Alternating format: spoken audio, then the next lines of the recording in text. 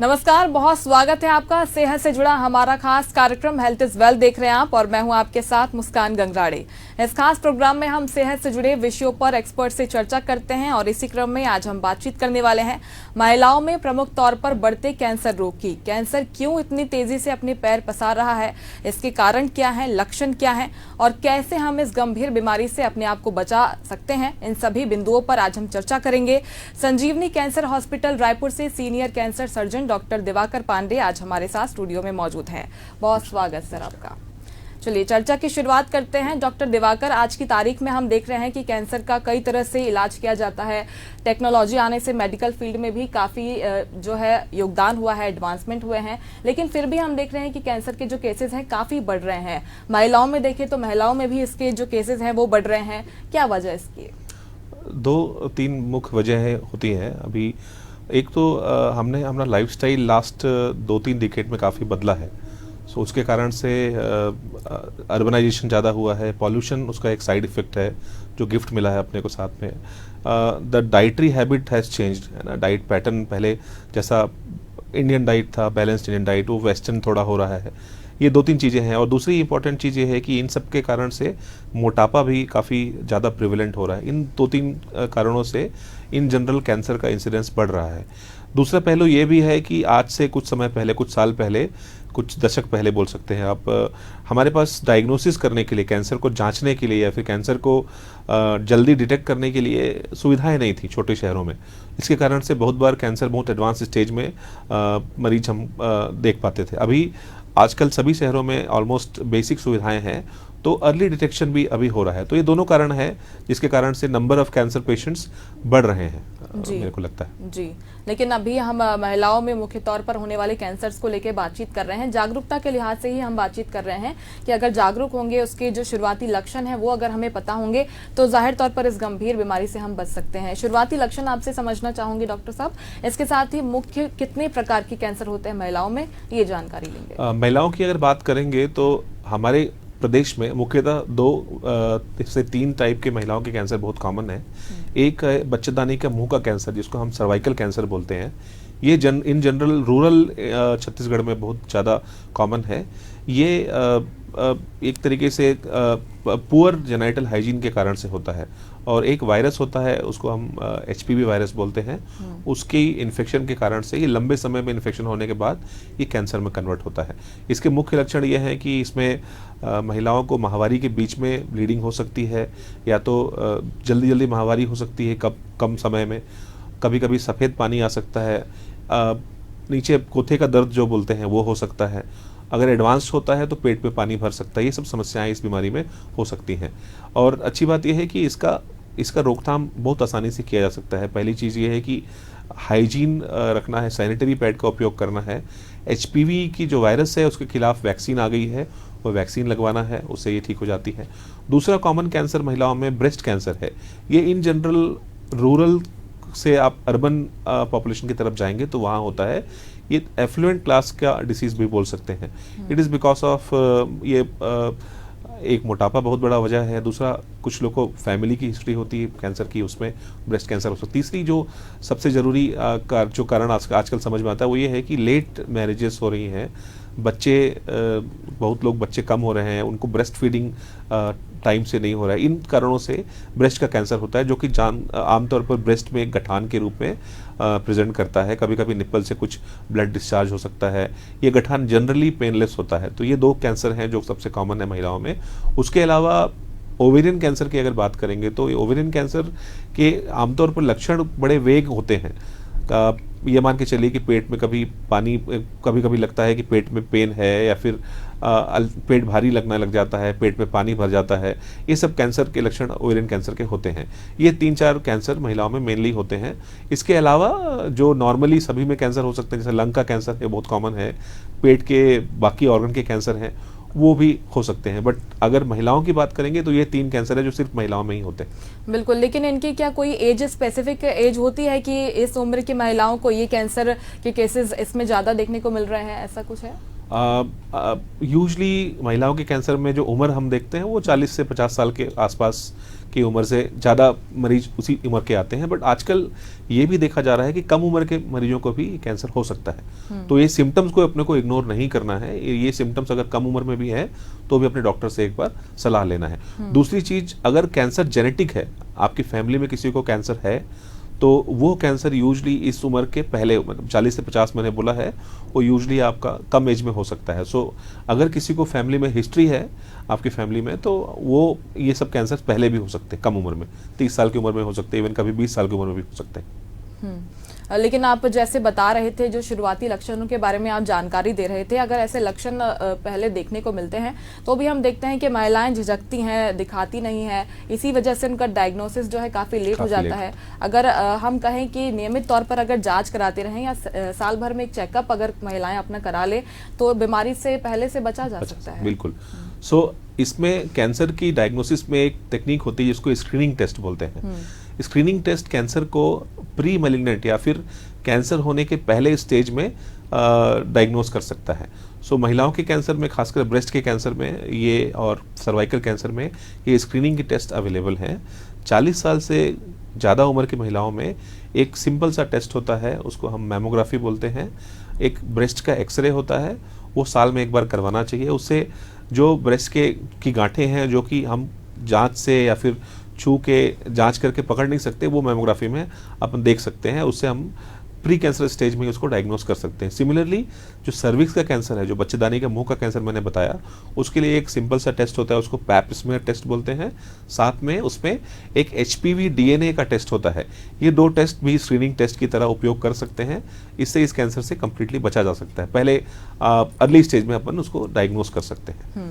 अच्छा, treatment part को लेकर बात कर लेते हैं डॉक्टर दिवाकर। इसका ट्रीटमेंट कैसे होता है? डायग्नोसिस से लेकर उसका जो पूरा प्रोसीजर होता है, उसका ट्रीटमेंट अगर एक एक कर कैंसर के जो मुख्य प्रकार आपने बताए हैं, अगर उसके बारे में आप जानकारी। सो देखिए, कैंसर का इलाज जब करने हमारे पास आते हैं तो हमको सबसे पहले 2 चीज़ें जाननी होती हैं।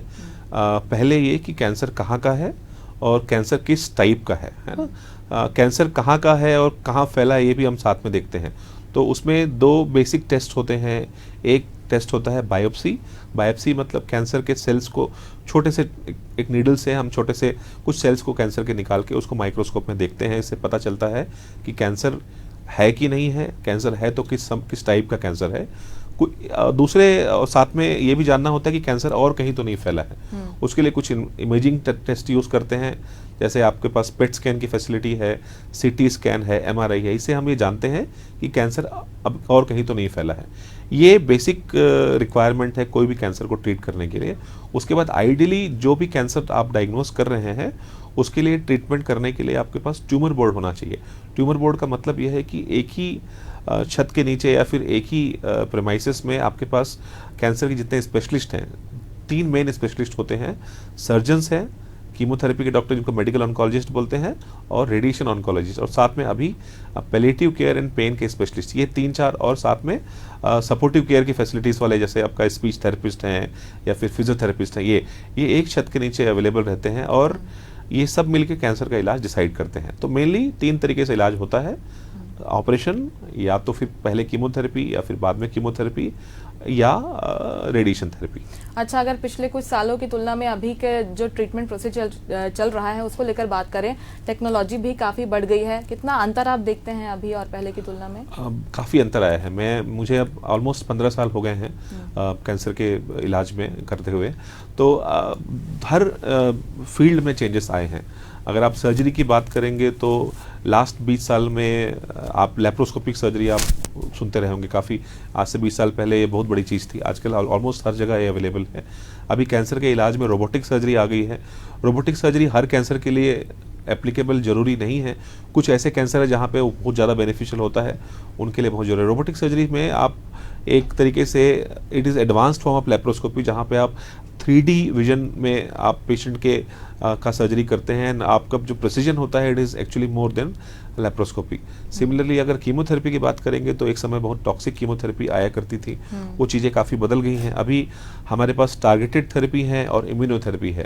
टारगेटेड थेरेपी का मतलब यह है कि जो कैंसर के सेल्स हैं सिर्फ वही डैमेज होती हैं, नॉर्मल शरीर की सेल्स को डैमेज वो नहीं करता है। इम्यूनोथेरेपी का मतलब ये होता है कि कैंसर के सेल्स को बॉडी की इम्यूनिटी ही मारती है, ऐसी दवाइयाँ आती हैं जिससे बॉडी की इम्यूनिटी एक्टिवेट होकर उस कैंसर सेल्स को मारती हैं। ये नई चीज़ें अभी आई हैं। सिमिलरली रेडिएशन थेरेपी की अगर बात करेंगे तो मशीन ही इतनी एडवांस आ गई हैं कि आपको कम साइड इफेक्ट के साथ सिर्फ कैंसर वाले हिस्से में रेडिएशन दे सकते हैं। एक थेरेपी होती है उसको प्रोटॉन थेरेपी बोलते हैं, ऐसी जगह पे जहाँ पे आसपास बहुत वाइटल क्रिटिकल स्ट्रक्चर्स हैं, जैसे ब्रेन के पास, ब्रेन के ट्यूमर में वहाँ नसें होती हैं छोटी छोटी, जहाँ पे अगर रेडिएशन ज़्यादा जाता है तो नसों में डैमेज होने का रिस्क रहता है। तो प्रोटॉन थेरेपी से ये सब भी अपन कम कर सकते हैं। तो ये सब चीज़ें अभी आई हैं। साथ में आज से कुछ समय पहले तक लोग सपोर्टिव केयर या फिर आप बोल सकते हैं कि कैंसर के साथ साथ सर्वाइवरशिप की जो बात नहीं करते थे, आजकल लोग वो भी करने लग गए हैं। तो एज ए हॉलिस्टिक ट्रीटमेंट अगर आप चालू करेंगे पेशेंट का शुरू से, स्टार्टिंग फ्रॉम द डायग्नोसिस, तो आउटकम बहुत अच्छा आता है। उसका मोरल बूस्ट करना बहुत जरूरी है। इट्स ए डिसीज जो आपको होती है, साथ साथ पूरी फैमिली को सफ़र करना पड़ता है, वो चीज़ें अपन कम करते हैं। ये सब चीज़ें अभी इम्प्रूव हुई हैं कुछ सालों में। बिल्कुल, जैसे आप कह रहे हैं कि डर सभी में रहता है, कैंसर अगर डायग्नोस होता है तो उससे डर से उभर पाना एक बड़ी चुनौती हो जाता है, ना सिर्फ जो पेशेंट है उसके लिए बल्कि पूरे परिवार के लिए। लेकिन रिस्क फैक्टर्स की अगर बात करें तो महिलाओं के कैंसर के कुछ मेन रिस्क फैक्टर्स क्या होते हैं और कैसे इससे बचा जा सकता है? तो जैसे मैंने सर्वाइकल कैंसर के बारे में बताया कि it is mainly because of poor genital hygiene. तो माहवारी के समय जो कपड़ा बहुत काफ़ी महिलाएं यूज़ करती हैं, उससे इन्फेक्शन होने का रिस्क रहता है। वायरस का इन्फेक्शन बहुत कॉमन है, तो वो एक कारण है। ब्रेस्ट के कैंसर के बारे में जो शादियां लेट हो रही हैं, मोटापा एक बहुत बड़ी वजह है। जेनेटिक बीमारियां ब्रेस्ट की होती वो बहुत बड़ी वजह है। तीसरा लाइफस्टाइल चेंज अभी जो रिसेंटली हुआ है वो काफ़ी बड़ी वजह है। एक बहुत आप बोल सकते हैं उसको नेग्लेक्ट करते हैं, पॉल्यूशन काफ़ी बड़ा फैक्टर है इन सभी बीमारियों में। तो ये सब चीज़ें मेन आपकी होती हैं। सिमिलरली ओवरी का कैंसर में भी यही सब चीज़ें ही होती हैं, और उसमें भी जैसे ब्रेस्ट कैंसर की जो रिस्क फैक्टर हैं वो सभी ओवेरियन कैंसर के रिस्क फैक्टर भी हैं।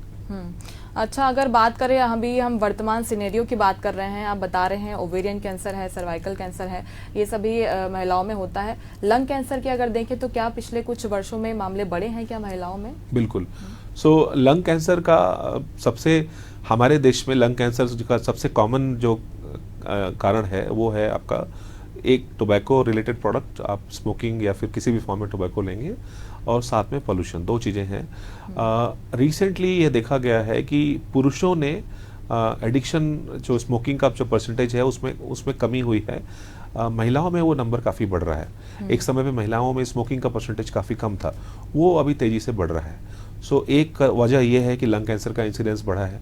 दूसरा ये भी देखा गया है कि कुछ ऐसे कैंसर्स होते हैं, लंग कैंसर जिसको एडिनोकार्सिनोमा बोलते हैं, वो महिलाओं में ज़्यादा कॉमन होते हैं और वो स्मोकर्स में नहीं होते हैं, वो नॉन स्मोकर्स में होते हैं। इनका नंबर भी काफ़ी बढ़ा है। मेनली प्रोबेबली ये पोल्यूशन के कारण से है। दूसरा जो फैक्टर हम इग्नोर करते हैं दैट इज़ इंडोर पोल्यूशन। आप घर के अंदर बंद रहेंगे, वेंटिलेशन नहीं रहेगा, तो एक गैस होती है, रेडॉन गैस होती है, this is a class 1 carcinogen gas, और वो पुअर वेंटिलेशन के कारण से मतलब काफ़ी लंबे समय तक अगर इन्वायरमेंट में रही तो उससे कैंसर होने का रिस्क रहता है। तो वो भी एक मेन वजह है लंग कैंसर के इंसिडेंस को अभी कुछ सालों में बढ़ाने में। क्योंकि नॉन स्मोकर जो रहते हैं कि कहीं तरीके से एक्सक्यूज देते हैं कि हम स्मोकिंग नहीं करते हैं, उनको भी होता है। जो स्मोकर्स होते हैं वो कहते हैं कि स्मोकिंग नहीं कर रहे हैं तो भी तो हो रहा है कैंसर। तो इसकी ये कुछ वजह हो सकती है, पॉल्यूशन जैसे कि आपने बताया। जैसा मैंने बताया, एडिनोकार्सिनोमा यूजुअली नॉन स्मोकर्स में होता है, और खासकर वो पोल्यूशन के कारण से या फिर ये जो इंडोर गैस बताया मैंने उसके कारण से। अच्छा, खराब लाइफस्टाइल भी कुछ रोल प्ले करती है? बिल्कुल बिल्कुल। लंग कैंसर के लिए खासकर ऐसे नहीं करती है, लेकिन पेट के कैंसर है या फिर ओवरी का कैंसर है, ब्रेस्ट कैंसर है, इन सब में खराब लाइफस्टाइल की, मतलब अब लाइफस्टाइल खराब से मतलब आप डाइट भी बोल सकते हैं। कोई एडिक्शन है तो एडिक्शन तो किसी भी फॉर्म में कोई भी एडिक्शन अच्छा नहीं है। सो या तो टोबैको है या फिर कोई भी रिलेटेड प्रोडक्ट है। अल्कोहल है, अल्कोहल का कोई सेफ लिमिट नहीं है। आप अल्कोहल थोड़े क्वांटिटी में लेंगे या फिर ज़्यादा क्वांटिटी में लेंगे, दोनों it is dangerous for health. अच्छा, एक सवाल ये है, जैसे लंग कैंसर की अगर मैं बात कर रही हूँ तो दूसरे बॉडी पार्ट्स में वो तेजी से फैल जाता है, उसके कुछ साइड इफेक्ट्स भी देखने को मिलते हैं। महिलाओं के जो 2 मेन कैंसर्स आपने बताए हैं, वो कौन से बॉडी पार्ट्स में आगे फैल सकते हैं और उसके क्या कुछ सिम्टम्स हो सकते हैं? तो मेनली जो ब्रेस्ट के कैंसर या फिर जो फीमेल जेनिटल ट्रैक्ट के कैंसर हैं वो लिवर में, लंग में, हड्डियों में या फिर पेट के अंदर फैल सकते हैं। तो अगर पेट के अंदर वो कैंसर फैलता है तो यूजली पेट में पानी भर जाता है, तो पेट फूला फूला लगेगा, आप खाना खाने में तकलीफ होगी, मोशन प्रॉपर नहीं हो पाएगा। लिवर में अगर फैलता है तो लिवर का एंजाइम्स में तकलीफ हो सकती है, पेट में पानी उससे भी भर सकता है। कुछ अगर हड्डियों में दर्द है तो हड्डियों में बीमारी फैलने का रिस्क रहता है। सिमिलरली फेफड़े में अगर फैला है तो सांस की तकलीफ हो सकती है, फेफड़ों में पानी भर सकता है। कभी कभी ऐसा होता है कि आप खून की उनकी खांसी करेंगे तो खून की थोड़ी सी खांसी में हल्का सा ब्लड रहता है। ये सब समस्याएं हो सकती हैं, ये कॉमन लक्षण है, लेकिन ये लक्षण काफ़ी एडवांस स्टेज में होते हैं, ये अपने को समझना है। तो ये लक्षण तब हो जाते हैं जब ऑलरेडी कैंसर 4th स्टेज या फिर आखिरी स्टेज में रहता है। सो यहाँ आने के पहले ही मोस्ट ऑफ द टाइम्स जो सिम्टम्स मैंने बताया आपको वो सब होना चालू हो जाते हैं। उस समय डॉक्टर को कंसल्ट करना है। इतने लेट में डॉक्टर को कंसल्ट करने से आउटकम भी अच्छा नहीं रहता है कभी कभी। अच्छा, ट्रीटमेंट पार्ट को लेकर जो आप कह रहे थे कि एडवांसमेंट्स हुए हैं, तो जैसे पहले जो थेरेपी होती थी, अभी जो ट्रीटमेंट होता है उसमें बदलाव हुआ है। डिसाइड कैसे किया जाता है कि कौन सी थेरेपी से कौन सी स्टेज में ट्रीटमेंट किया जाए कैंसर को लेके? तो by and large in general अगर आप देखेंगे तो कैंसर के 4 स्टेज होते हैं। उसमें स्टेज 1 और स्टेज 2 को हम ये बोलते हैं कि अर्ली स्टेज के कैंसर्स हैं। सो स्टेज 1 और 2 में बहुत बार ऐसा होता है कि किसी एक ही थेरेपी से मरीज ठीक हो सकता है। तो अगर ऑपरेशन अगर होना है, पेशेंट का सर्जरी होना है, तो हो सकता है सर्जरी के बाद कुछ ना लगे। ये हर कैंसर में वैलिड नहीं है, इन जनरल बता रहा हूँ। कभी कभी कुछ कैंसर ऐसे होते हैं जहाँ पे सिर्फ रेडिएशन थेरेपी देना होता है। तो ये स्टेज 1 और 2 में इन जनरल ऐसा बोला जाता है कि आप एक थेरेपी से, किसी भी थेरेपी से आप पेशेंट को ठीक कर सकते हैं। कैंसर अगर एडवांस स्टेज का हो जाता है तो उसको स्टेज 3 कैंसर बोलते हैं। इसमें हमारा गोल ये होता है कि बीमारी को पहले छोटा करें, उसके बाद फिर ऑपरेशन करें, उसके बाद ऑपरेशन होने के बाद वो वापस ना आए ये इंश्योर करें। उसमें हमको कीमोथेरेपी साथ साथ रेडियोथेरेपी दोनों उपयोग करना पड़ता है। इसके बाद 4th स्टेज की बीमारी आती है जिसमें आपको एडवांस स्टेज, जिसमें मतलब बीमारी जिस ऑर्गन में है भी उस ऑर्गन से किसी और जगह पे फैल चुकी होती है। ये काफ़ी एडवांस स्टेज का कैंसर होता है। इसमें यूजली सर्जरी का रोल कम होता है, बट अगेन कुछ कैंसर्स में इस स्टेज में भी सर्जरी होती है। और ये मेनली आपका कीमोथेरेपी या फिर टारगेटेड थेरेपी या इम्यूनोथेरेपी से ठीक होता है। कभी कभी जैसे हड्डियों में किसी के दर्द है या फिर किसी और छोटे से हिस्से में पेन है, तो वहाँ पे हम लोकल रेडिएशन भी देते हैं। सिमिलरली ऐसे स्टेज में अगर पेशेंट को कोई ऐसे सिम्टम, जैसे ब्रेस्ट कैंसर का एग्जांपल लेंगे, उसमें अगर पेशेंट को जहाँ ट्यूमर है वहाँ से ब्लीडिंग हो रहा है या फिर वहाँ पे घाव बन गया है जो काफ़ी समय से भर नहीं रहा है, वैसे स्टेज में हम ऑपरेशन करते हैं जिसको पैलिएटिव सर्जरी बोलते हैं, जो पेशेंट के सिम्टम्स को ठीक करने के लिए किया जाता है, ना कि कैंसर को ठीक करने के लिए। तो ये इन जनरल ऐसा ट्रीटमेंट अपन सभी इसमें करते हैं। हाँ, ये भी देखने को मिलता है कि कीमोथेरेपी के जो साइड इफेक्ट्स होते हैं उससे बचने के लिए आजकल लोग कहते हैं कि आप तो रेडिएशन से अगर पॉसिबल हो रहा है तो उसी से हमारा उपचार कर दीजिए।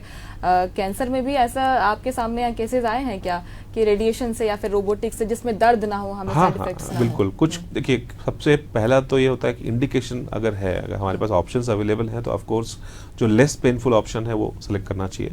सिमिलरली सर्जरी के लिए भी जो लेस पेनफुल ऑप्शन है, but that has to be equally good. बोलने का मतलब ये है कि जैसे आपने लेप्रोस्कोपिक या रोबोटिक सर्जरी करना है किसी कैंसर के लिए, लेकिन आप आज के समय में अगर हमारे पास एविडेंस नहीं है कि उससे फ़ायदा नहीं है तो नहीं करना चाहिए, क्योंकि आपका मेन प्रायोरिटी ये होना चाहिए कि कैंसर अच्छे से जड़ से ठीक हो जाए, ऑपरेशन अच्छे से हो जाए। तो जो एविडेंस अगर है हमारे पास कि इसको सेफली, इक्वली सेफ अपन लेप्रोस्कोपी या फिर रोबोटिक से कर सकते हैं तो करना चाहिए। सिमिलरली कीमोथेरेपी के भी इंडिकेशंस हैं। कुछ कैंसर में कीमोथेरेपी की जरूरत नहीं पड़ती है, कुछ स्टेज में नहीं पड़ती है। तो अगर जिस स्टेज में कीमोथेरेपी चाहिए उसमें अपने को कीमोथेरेपी लेना चाहिए, उसका फ़ायदा है। सिमिलरली फॉर रेडिएशन ऑल्सो, कि अगर आपको ज़रूरत पड़ता है कि रेडिएशन लगेगा तो रेडिएशन लेना चाहिए। इन सब के साइड इफ़ेक्ट्स हैं, काफ़ी हद तक साइड इफ़ेक्ट पहले से कम हो गए हैं, जैसे आज से कुछ समय पहले होता था। मशीन्स काफ़ी अच्छी हो गई हैं, कीमोथेरेपी की दवाइयाँ बदल गई हैं, उसमें टारगेटेड थेरेपी, इम्यूनोथेरेपी मैंने जो बताया वो हो गया है। तो उसके कारण से ओवरऑल साइड इफ़ेक्ट कम हो गया है। सबसे अच्छी बात यह है कि कैंसर के बारे में हमारी जो बेसिक समझ है 10 साल पहले जो थी आज वो काफ़ी हद तक बदल चुकी है। तो अभी हम पर्सनलाइज ट्रीटमेंट की तरफ बढ़ रहे हैं। ऐसी कुछ बीमारियां हैं जिसमें हम कुछ जेनेटिक टेस्टिंग करते हैं, उससे हम ये देखते हैं कि कुछ ओरल दवाइयां अवेलेबल हैं। उसका एक क्लासिकल एग्जांपल लंग कैंसर है। लंग कैंसर में आज से कुछ समय पहले स्टेज 4 लंग कैंसर में सर्वाइवल काफ़ी कम था, मंथ्स में था या फिर ईयर्स में था। अभी कुछ ऐसी टारगेटेड थेरेपी आ गई हैं जिसमें आप लंग कैंसर के चौथे स्टेज के साथ भी 5 साल 10 साल तक आराम से दवाई को खाते खाते आप बीमारी कंट्रोल करके रख सकते हैं। अच्छा, आप जेनेटिक ट्रीटमेंट की बात कर रहे थे डॉक्टर दिवाकर, तो जेनेटिक जांच के बारे में ही सवाल है, कैंसर के डायग्नोसिस और ट्रीटमेंट में ये किस तरीके की भूमिका निभाती है? आमतौर पर ये बोला जाता है कि 10 से 15% सभी कैंसर्स जो हैं वो आनुवंशिक होते हैं। उसका मतलब ये है कि वो आपकी फैमिली से में किसी को अगर हिस्ट्री है तो उनके जीन्स ट्रांसफर होते हैं, डिफेक्टिव जीन्स जो होते हैं वो ट्रांसफर होते हैं, तो उससे आपको कैंसर होने का रिस्क होता है। बट इनका परसेंटेज काफ़ी कम है, जैसा मैंने बताया अभी। इसमें देखना ये है कि अगर आपके फैमिली में स्ट्रॉन्ग हिस्ट्री है, किसी 2 या फिर 2 से ज़्यादा लोगों को कैंसर है, या फिर कुछ कैंसर्स ऐसे हैं जैसे ब्रेस्ट का कैंसर है जो कि 60 साल से कम उम्र में किसी को भी अगर है तो जेनेटिक टेस्टिंग करना चाहिए। ओवरी का कैंसर अगर है तो जेनेटिक टेस्टिंग करना चाहिए, बिकॉज कुछ जीन्स ऐसे हैं जो फैमिली में हो सकते हैं। दूसरी चीज़ ये है कि अगर जेनेटिक हिस्ट्री है फैमिली में तो एक बार अपने डॉक्टर से मिलना है, जेनेटिक काउंसलर से मिलना है।